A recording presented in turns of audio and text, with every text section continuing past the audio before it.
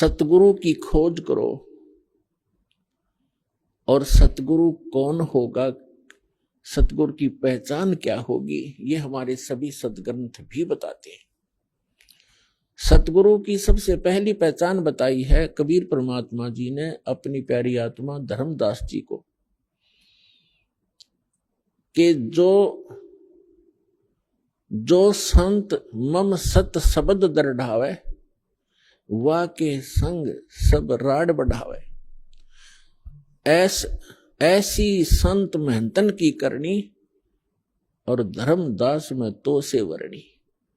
पहली पहचान बताई है कि जो मेरा प्यारा हंस, मेरा भेजा हुआ दास, जिसको मैं सतगुरु बनाकर भेजूंगा। सतगुरु का अर्थ होता है सच्चा ज्ञान प्रदान करने वाला, और सच्ची ही साधना उसके पास हो, और वो अधिकारी हो उस नाम के दान करने का, सभी मर्यादाओं का वो पालन करता हो, जैसे सभी कंडीशन पूरी हो, तो वो सतगुरु होता है। और वो हम मेरे सच्चे ज्ञान का जो प्रचार करता है, जैसे कबीर पंथ तो अनगिन है, कबीर पंथ के अंदर गुरु अनगिन है, और सभी प्रचार करते हैं, किसी का कोई विरोध विवाद नहीं है। हरिदास ने जिस दिन से सच्चा ज्ञान प्रारंभ किया है, उसी दिन से हर तरफ से विरोध प्रारंभ हो गया था।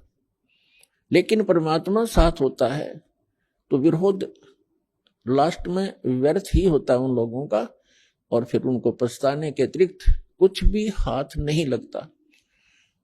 तो ये तो पहली पहचान बताई है। फिर दूसरी बताई है कि सतगुरु के लक्षण कहूं मधुरे बैन विनोद, 4 वेद 6 शास्त्र वो कहे 18 बोध। सतगुरु का दूसरा लक्षण बताया है कि वो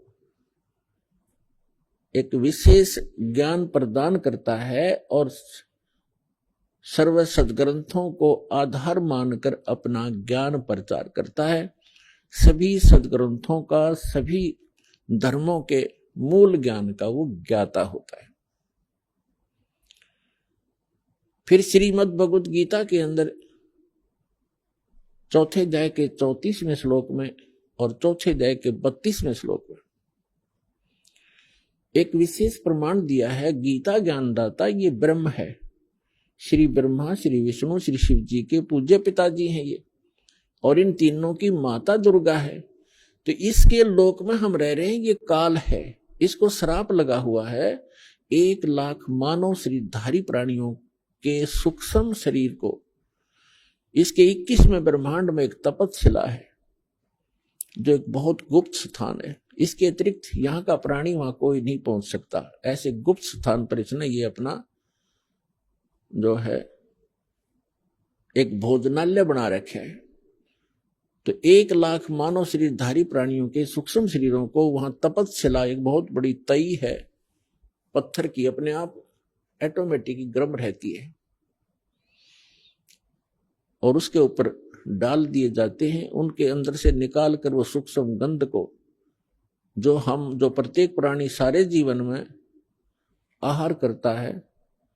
आप देखते हो यहाँ चलो रोटी, भोजन, काजू, किस्म, सेब, संतरे, हलवे, खीर भी आदमी खाओ, अच्छी बात है। इसके अतिरिक्त और बहुत गुना कबाड़ हमें खिलाता है ये। कोई सुल्फा पीता है, कोई भुक्की पीता है, कोई शराब पीता है, कोई तम्बाकू का आदी है, कोई पान खा रहा है, पेचर पेचर कर रहा है।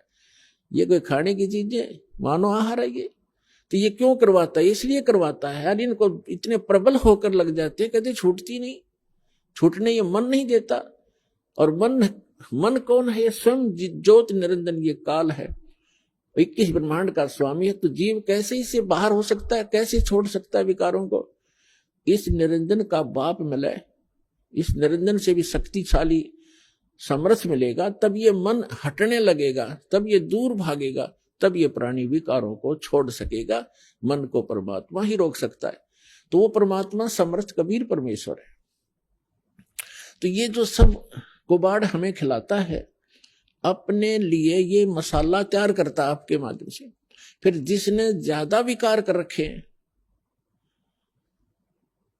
उसमें से इसको ज्यादा आनंद आता है और उसको तपस्या पर ज्यादा समय तक भुना जाता है ताकि उसमें से सब गंध निकाल लिया जाए।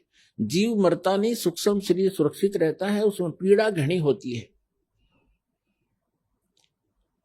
सूक्ष्म शरीर के अंदर इन सभी प्राणियों को, मानव शरीरधारी प्राणियों के 1 लाख मानव शरीरधारी प्राणियों को तपस्या के ऊपर ये उनको बुरी तरह तपाता है।